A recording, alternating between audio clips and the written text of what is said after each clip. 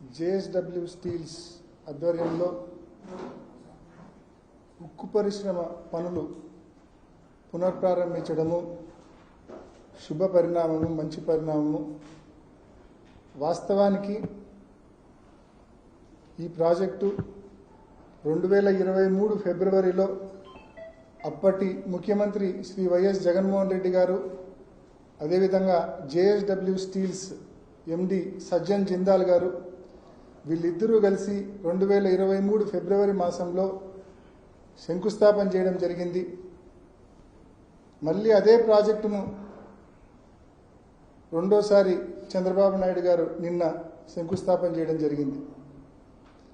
నిన్నటి రోజున చంద్రబాబు నాయుడు గారి ప్రసంగం ఒక్కసారి గమనిస్తే ఏదో జిందాల్ సంస్థను, JSW స్టీల్స్ సంస్థను ఆయనే సంప్రదించినట్టు, ఆయనే పరిశ్రమ తెచ్చినట్టు ఆయన ప్రజలను మభ్యపెట్టే ప్రయత్నం చేసినారు, క్రెడిట్ చోరీ చేసే ప్రయత్నం చేసినారు. జలుబు, తలనొప్పి, ఒళ్ళు నొప్పుల నుంచి ఉపశమనం శాస్త్రీ బామ్. జలుబు, తలనొప్పి, ఒళ్ళు నొప్పుల నుండి ఉపశమనం శాస్త్రీ బామ్ ఇప్పుడు 5 రూపాయల ప్యాక్ లో కూడా. కానీ పాపం, దురదృష్టం, చంద్రబాబు నాయుడుకు నిన్న సాయంత్రమే మొత్తం గాలంతా పోయింది.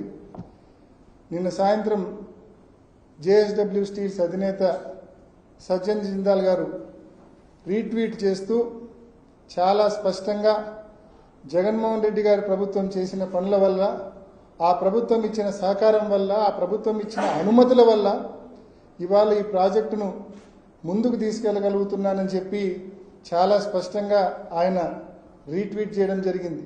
ఆ ట్వీట్తో నిజంగా మాలాంటి వాళ్ళు ఎవరు కూడా ఇంకా చంద్రబాబు నాయుడు గారికి కౌంటర్ కూడా ఇవ్వాల్సిన అవసరం లేకుండా చంద్రబాబు నాయుడు గారి క్రెడిట్ చోరీ ప్రయత్నాన్ని మొత్తాన్ని కూడా JSW స్టీల్స్ యాజమాన్యము, ఆ సంస్థ MDనే పూర్తిగా ఎక్స్పోజ్ చేయడం జరిగింది. మరి ప్రజలంతా కూడా గమనించారు నిన్నటి రోజున. వాస్తవానికి ఒక్క